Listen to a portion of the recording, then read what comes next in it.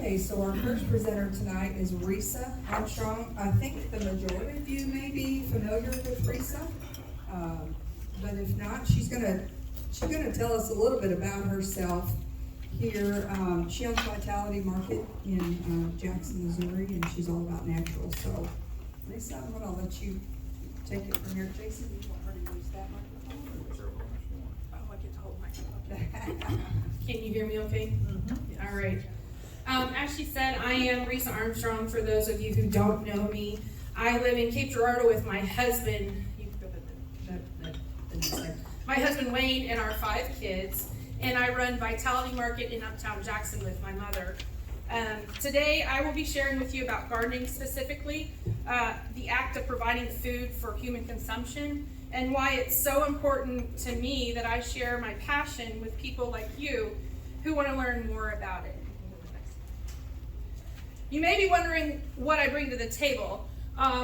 There's this phrase, you can take the girl or boy out of the farm, but you can't take the farm out of the girl or boy. I grew up in southeast Missouri on a 80-acre hobby farm. And in the summers I spent playing, I don't know why I'm getting emotional. In the summers I spent playing in my grandparents' gardens and at our, just at everybody's feet, doing our thing. And the picture previously was with me with the corn that I won for a blue ribbon in 4-H. And then in 2020, between the 4-H and in 2020, I had dabbled with gardening at various phases of my adult life. And in 2010, I grew a semi-community garden with 4 other families in the backyard of one of their parents' homes. And so we had a little haul from that. And then in 2020, I was wanting to get back into growing. And so I landed, and I'll tell you later how I landed there, but I landed with the tower garden you see in the middle. And then this is my yard today. So I'm doing a little bit of all things. And so I'm no expert by any means, but I am learning and eager to share the information that I have and from my experience. Next slide. Now more than ever, we need healthier solutions for our diet and that of our families. We have less space to grow than ever before, less time at home, and we have been conditioned to eat on-the-go fast food, and that's what we crave now. To start, here are 10 reasons to grow your own food. You can ensure that your fruits and vegetables are the freshest and free of pesticides. Gardening can improve your overall health and well-being. Growing your own can save money save you money on your grocery bills.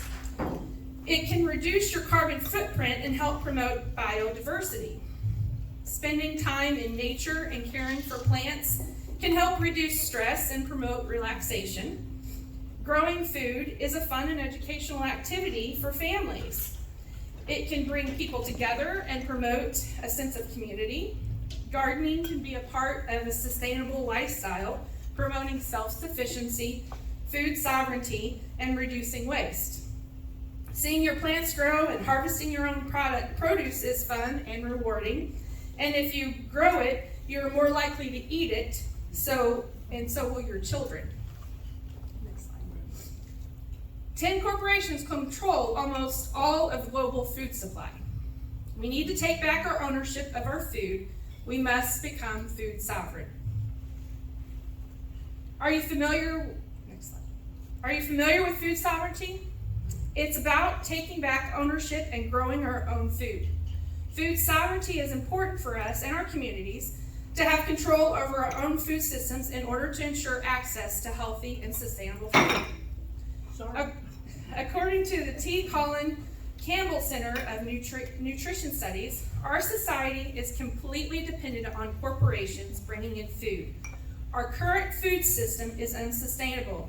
Many cities like Denver, Colorado would only have enough food for 2 days if a national food system collapses. While some local economies are more self-sufficient, none are completely independent of the national food system. Our food system is vulnerable. We are just one global catastrophe away from a food crisis. Now is the time to become food sovereign. Next. I'm a massive advocate for nutrition, and I want you to eat all the fruits and vegetables.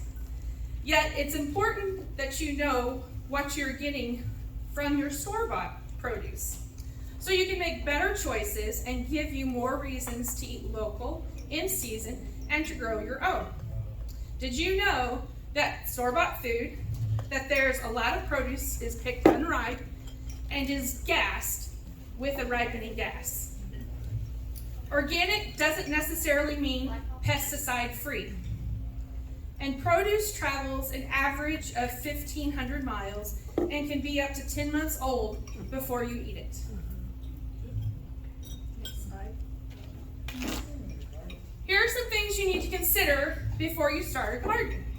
First, you'll want to figure out what will thrive in your zone. And the zone you live in is the geographic area of a certain average minimum temperatures, like you see on the map. And we are zone 6. So that is an average of 10 below to 0 Fahrenheit of the freezing.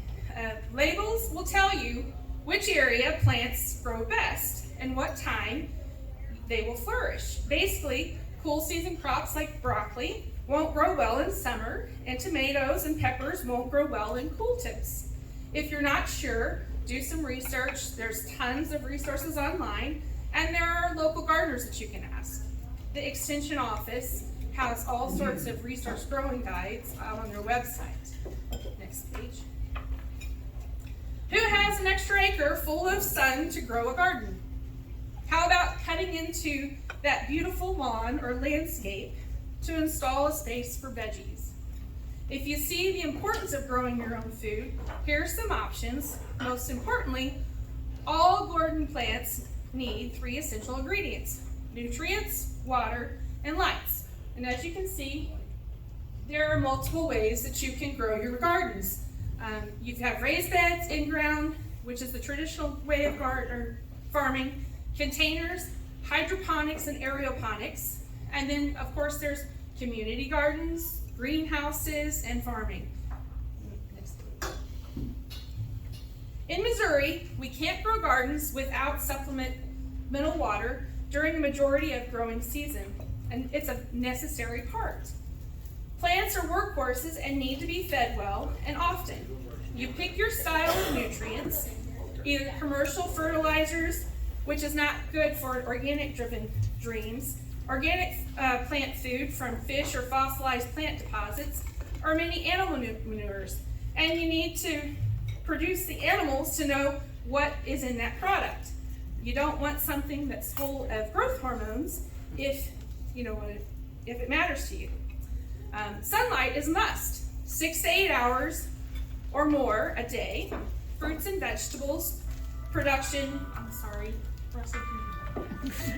I turned it off. They require a lot of it. Many yards are scattered with trees, creating wonderful shade, but it's deterring of vegetable or garden production. Pest protection. Have you seen the deer lately in Cape Girardeau?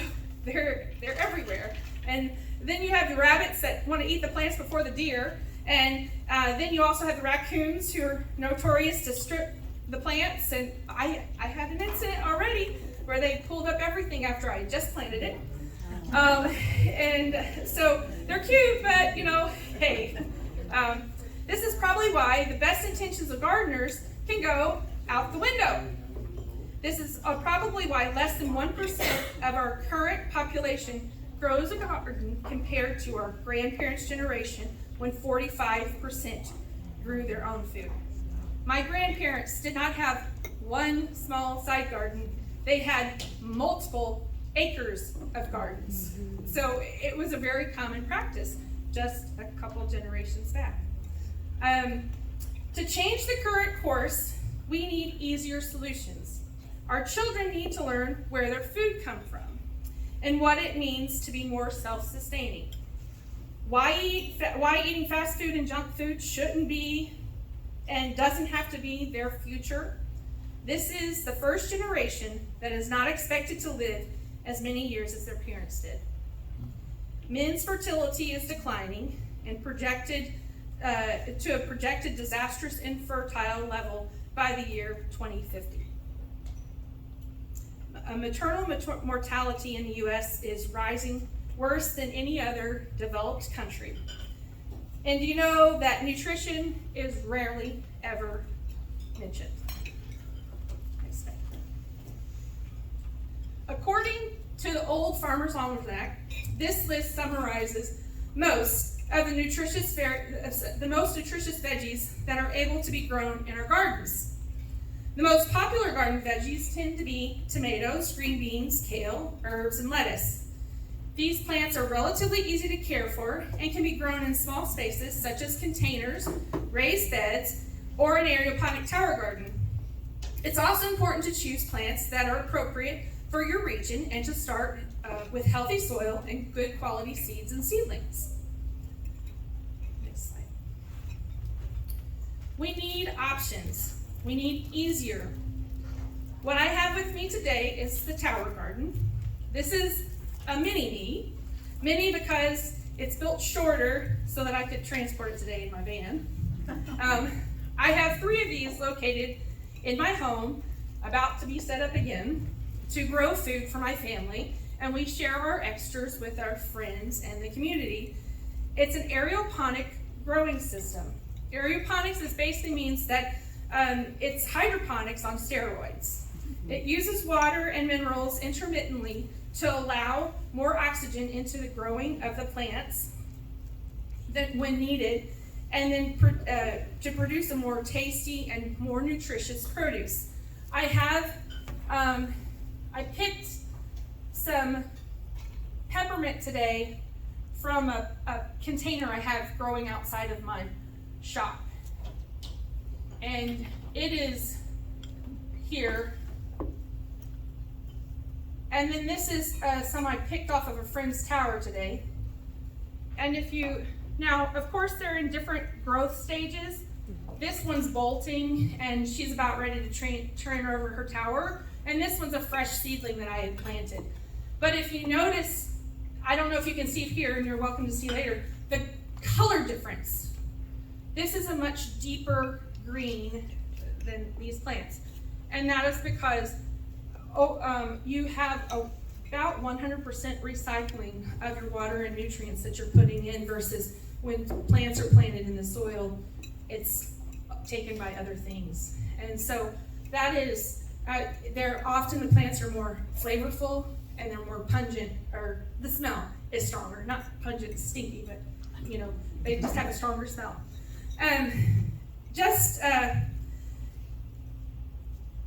Sorry. So I talked a lot of fancy terms, and basically just know that this system works. And you don't have to hardly know anything about plants to keep them alive. Literally just keep the water in the tank and they're gonna thrive. I planted my first indoor tower, and literally the week I put my seedlings in the tower, I got knocked out with COVID for 3 weeks. I did nothing except for come down and look at it and smile whenever I came down and went back up to nothing, and that tower continued to thrive for months later. And so it is a very low-key system, for sure. It uses 10% of the traditional land space in 2 square feet. Short of, and you'll see a picture a little bit later, the lights, as the plants grow, your lights are going to kick out a little bit further if you're growing indoors. So this is the radius. Your plants are going to maybe grow out a foot from the center tower, maybe a little longer, but if you're really good about manicuring and harvesting and using your produce, it's not going to get too crazy out there. So it doesn't take up much space at all. It uses 2% of the regular garden water use. It's 2%. And recycles nearly 100% of nutrients and water. It has efficient LED lights for indoors. It leaves a smaller CO2 footprint. It eliminates transit and storage, and it's literally farm to table. You're like, if I have it in my kitchen, I'm gonna walk to the table, you know. I can harvest exactly that day what I want to eat, and it doesn't spoil. How many have gone to the grocery store with good intentions of eating those salad greens and they've sat in there, and then you have to throw them out because you forgot about them or you didn't get to finish them? So it reduces a lot of waste, and it reduces the need for pesticides, especially if you're growing indoor. Outdoor, if you want to not have the pesticides, you gotta learn organic pest control. It can be done, but I learned growing outdoors with my tower, I will never grow outdoors with my tower because I don't like bugs and having to keep up with the pests. So I'm going to just always grow inside with my tower. And with all of the chemtrails and everything else, I can ensure when it's inside my house, I can control what it's being exposed to. Next slide. So there are 2 tower systems that are available. One is the home. That's the one that I have here. And you can see it's a little taller, and it has like a little alien spaceship lights on it, but they're really cool. It's very streamlined. Those lights can also go on the Flex, which is for a lot of people use these outdoors, but they can be indoors, and I have one of those as well. Basically, we have a basin. This basin is obviously smaller than the green one. It's a 13-gallon versus a 20-gallon. And you're gonna have a pump that will sit in the bottom of your tower that attaches to the center of the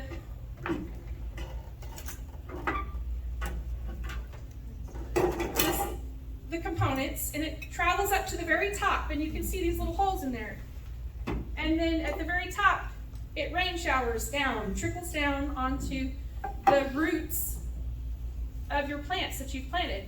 You're only planting your plant into this substrate, it's called rock wool, and then you either insert it into the tower with a clip. If it's a light, like herbs and lettuces, they all do really well with the clips. But if you're growing like a squash or a tomato, they have these little pots that can clip in and are stronger, and the roots just grow through the holes. And I mean, I have to give it a trim inside because the roots get so long, just so it doesn't get caught into the pump. But it takes literally minutes. Your maintenance is maybe 5-10 minutes at the most when you're doing your maintenance. So it's a very easy system. The lights have a timer system. So I tell it I want it to be on 18 hours. I set it for come on at 6 o'clock in the morning, go off at 10 o'clock. I walk away. I do nothing. I have a pump timer that I set it for indoor timing or outdoor timing, and that's gonna do the intermittent watering. So I just have to check my water levels, and I have to nurture my plants, harvest it, and use those plants. And so it really is, as long as it's in your face, you can see it on a regular basis, it's gonna be something that will thrive and provide a lot of food for you, and if you want to grow for others as well. I hope the information I'm sharing is giving you the confidence you need to get growing. Out of these options, which do you think might suit you? I have, as you saw from the pictures earlier, I'm doing a handful of 3 or 4. It's more just me having fun playing around, but at the same point, I want to get to a point where I know my stuff, and I can also, because of the circumstances that we're in, be able to provide if someone needs something, and to provide and cut that grocery bill in half for my family. Next page, or next slide. Joel Solitan is a leader in the homesteading community and an educator in regenerative farming. And his advice, I feel, is excellent for someone who's wanting to begin growing. Grow something that you would like to eat. Grow 2 or 3 things that you would like to eat. Then try to grow a great big variety that's going to push you, because it can become very overwhelming if you're trying to keep up with the Joneses, or I've got to grow this plant or that plant. So just take small steps. Next slide. And let's get growing. We've talked about a lot of different aspects of gardening, and we barely scratched the surface. I am here as a resource for you. If you have questions about this system, I'm going to be around after to answer any of those questions. I would love to see you, me, be a catalyst for change in our food availability in this community. Growing our own food is fun and rewarding, and if you're on the fence, what's going to push you over? And I have a handout at the back table that has my contact details. It also has some of my gardening favorites, people who I've learned from that are on social media, either YouTube or Instagram or Facebook or wherever you can find them. And they have excellent resources and information because short of what I learned as a young girl, the internet has taught me. Thank you, Risa.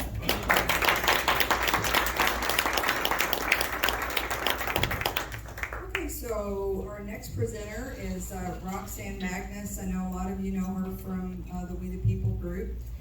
She graduated from Southeast Missouri State University with a BS, I like saying that, a BS, in agronomy, and from the University of Arkansas, Fayetteville, with an MS in entomology.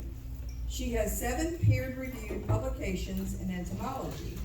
She has been a volunteer at the Cape Girardeau Conservation Nature Center for 9 years, where she has done various programs in animal care. She has worked as a research biologist at Monsanto in Chesterfield, a field crop inspector, a scout, and pollinator for various agricultural companies, as well as an inspector for the Missouri Department of Agriculture. She also worked at Sunny Hill Garden and Florist in Cape Girardeau until they closed, and was the person customers would come to help them with plant and insect identification. Nature is her passion, and she is currently spending many hours on her property with native plantings. Let's give a warm welcome to Rox Magnus. You know one of my people I go to questions. Just start them out.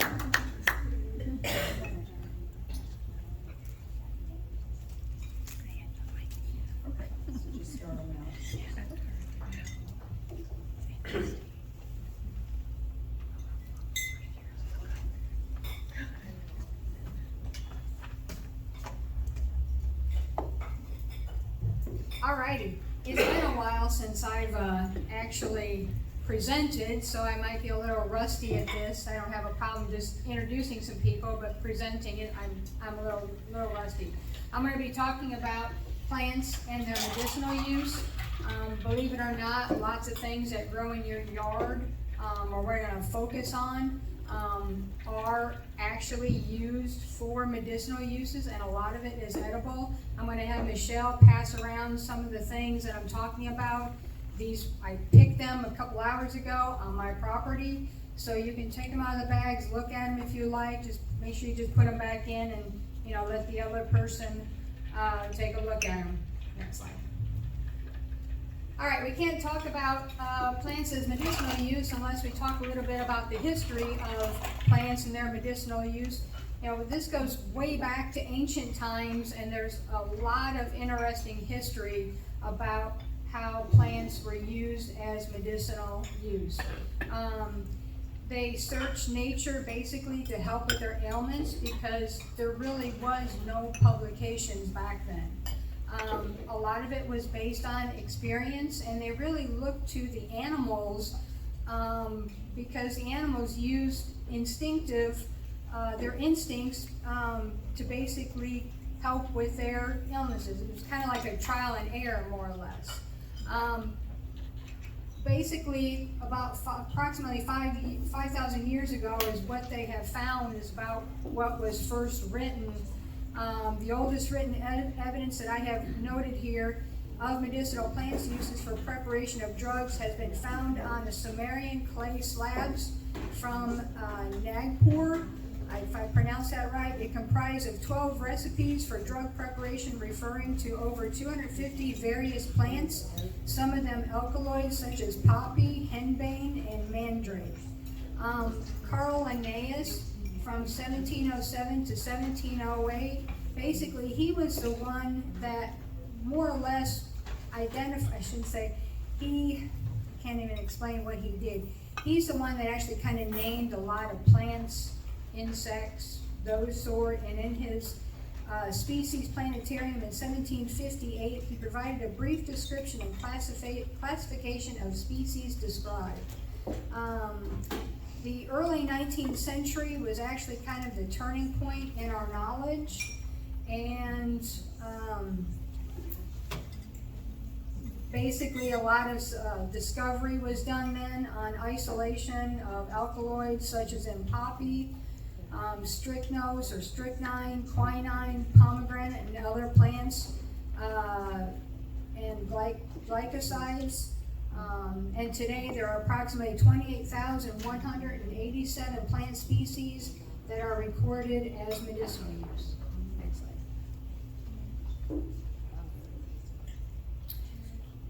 Before you go out and try and find plants, you've got to learn how to identify them. So one of the things that you want to do is you want to properly identify these plants, and there are a lot of good apps out there that you can do this with. Picture this. I know it does charge. You do have to pay for it, and I've used it, and I thought it's done very well. There's also iNaturalist, which is free, and there's a lot of other programs out there as well. There's a lot of field guides. The extension, Mizzou Extension has some online guides. Basically, you're going to have to kind of know some things to put in so that it maybe gives you that identification. Let me see here, what else? There is MissouriInvasives.org. You can also use Missouri Department of Conservation as well, Plant Finder, the Missouri Botanical Garden. And also, excuse me here, Jason, there's a lot of other guides, as far as edible wild plant books. There is Missouri Wildflowers. It's all categorized by colors. If you let the plant flower, and you kind of ID it that way. And then there's also Weeds of the South that they show the little seedlings, they show the seeds, they show the leaves, they show everything on this. So you're more than welcome to take a look at these afterwards. Attention to details is very important when identifying plants, as far as hairs and stems and alternate and opposite leaves, that sort of thing. So you want to do your research when you're identifying plants, because there are some poison lookalikes out there as well. Yards and roadsides, when you're selecting your plants, you kind of want to avoid those areas because yards may have pesticides that have been applied to them. Roadsides are going to have vehicle pollution and other chemicals that have been put on those plants if you're going to use them for medicinal use. And of course, species at risk. Check with MDC or the U.S. Fish and Wildlife. I think Missouri Department of Transportation also has information out there.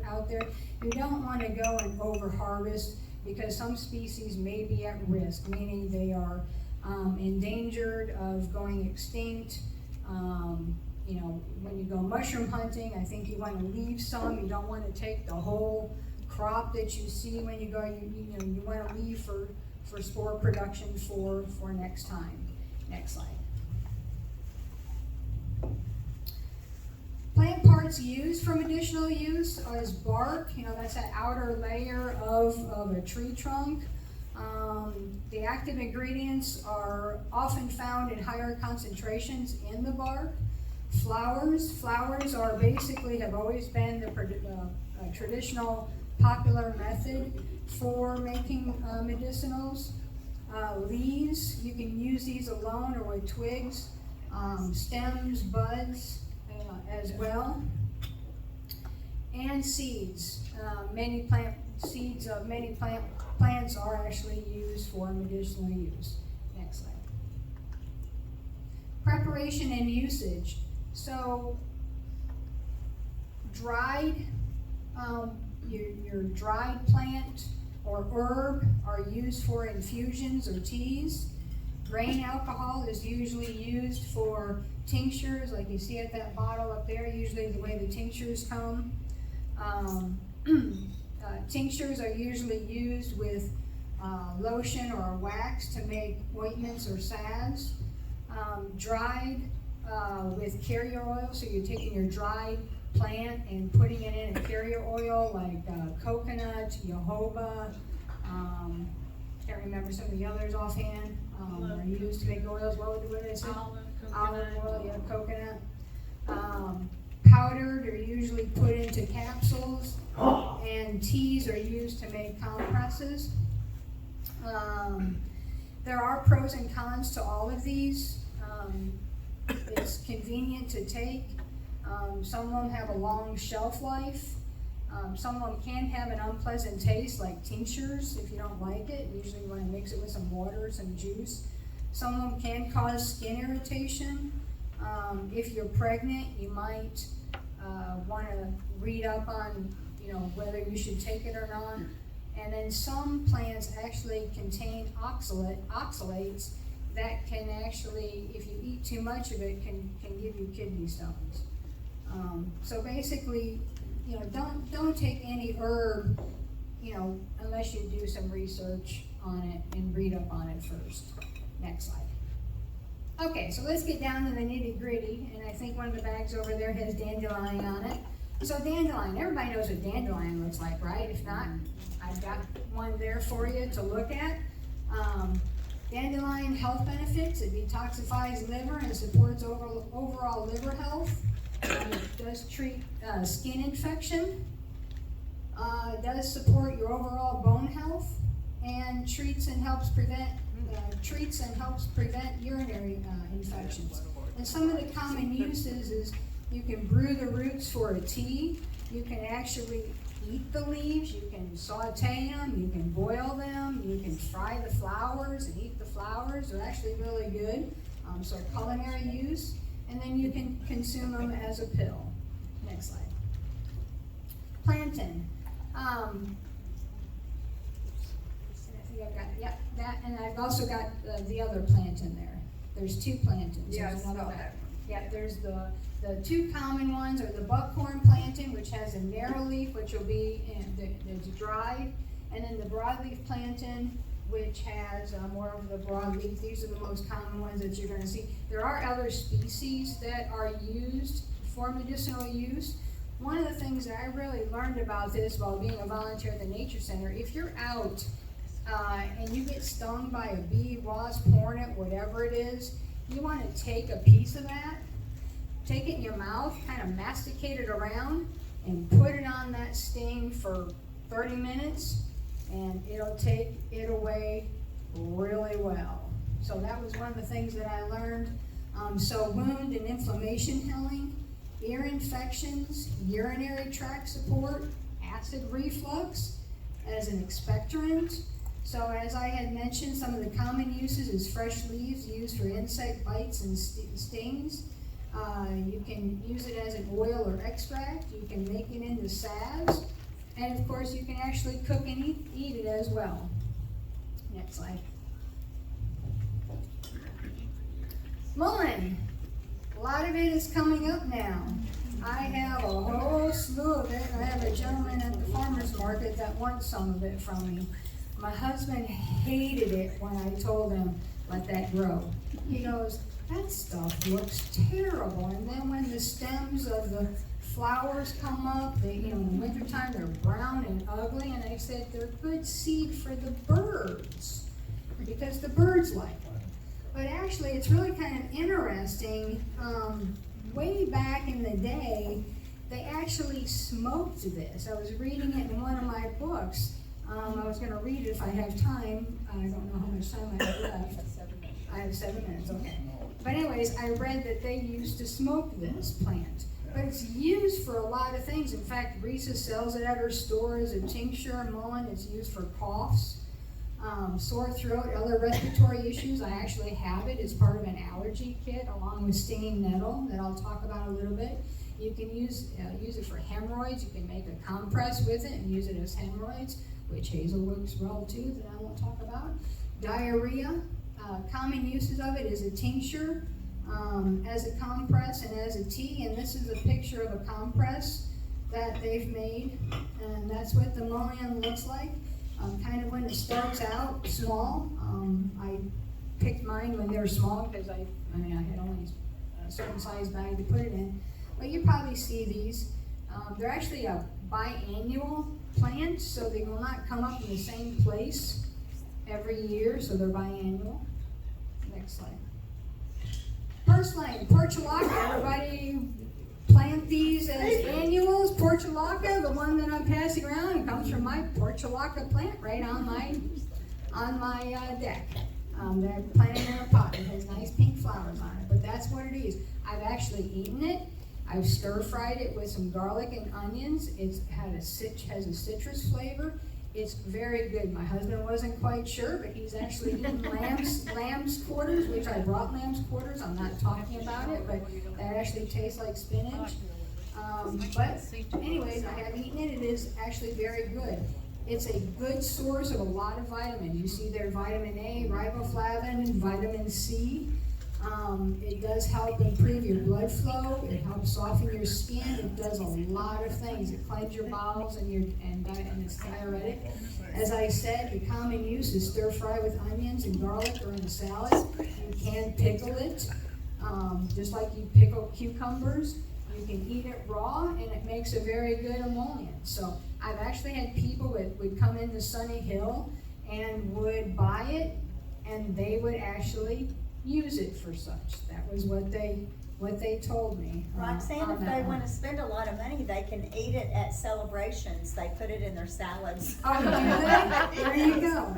Well, I'm going to read, I think I've got something here in my one book on medicinal wild plants, if I can see it here.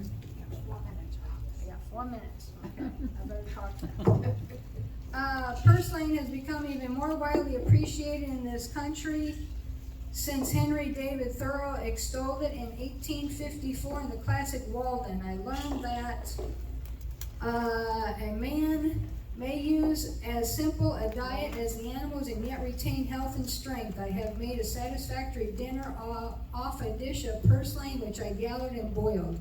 Yet men have come to such a pass that they starve not for want of necessaries but for want of luxuries. And that was Henry David Thoreau that mentioned that. Next slide. Stinging nettle. This is one that I did not bring. I could not find it on my property. I didn't want the whole property to see it, but I did not. This is one that I did not bring. Stinging nettle. Used for a lot of things as well. As you can see, it's high in vitamin C and A.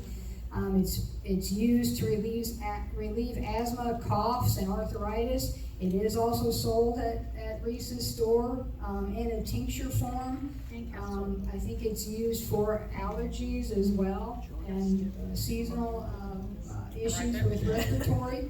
It does expel worms, which I was not familiar with when I'm doing this research. It does say it's a treatment for prostate enlargement and also for PMS, so both for men and women, and helps with a urinary tract infection. A lot of uses for it is a tea, and a tincture is what I have seen it for.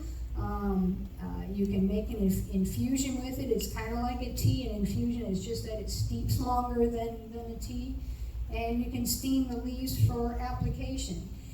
It does look like a lot of other plants, and I'll be passing around some skullcap, which it does kind of look like that, but if you were to ever touch that, you would know what you had gotten into.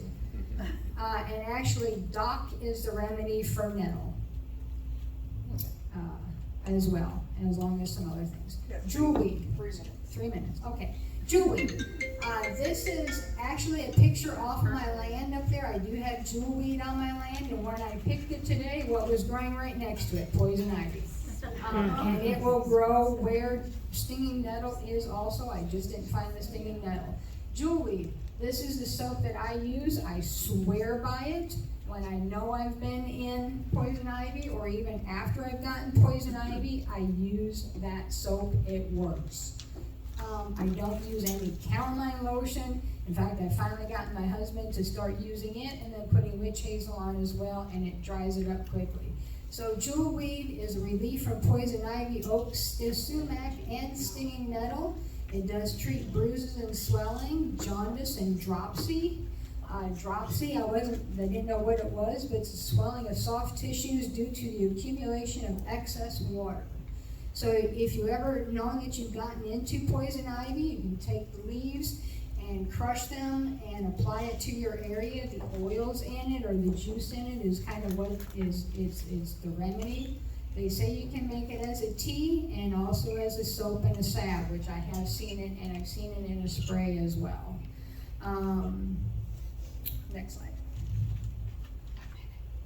Okay, skull cap. So this is a picture of my skull cap on my property. This is Scutellaria. Mine is Encana. And I don't have the Lateriflora. I do have the Encana. The health, but it looks similar to that. Skull cap is a nervous system restorative. And it does, it also, the root of the plant helps with bacteria. It's an antibacterial. And it does help increase your good cholesterol. It's mainly used as a tincture and a tea. And I believe Risa sells that at her store as a tincture as well, the skull cap. I was reading a lot about this one because I was not really too familiar with it, even though I knew it had some sort of additional properties. But as far as it talks about, it helps with like a lot of addictions. If you've got like insomnia, pain from energy, like an addiction like alcoholism, hypertension, it's used as a tranquilizer. However, commercial skull cap, it does say that is often adulterated with different germander species, which can be toxic to the liver. So when you're buying this, know your source or grow your own. So there is a caution to this one. Next slide. I do have a few things here of where you can purchase. I know Mountain Rose Herbs is a really good source to use. I found these other three in this book that I have. As far as buying, some of them you can buy the plants and you can buy the actual dried herbs itself.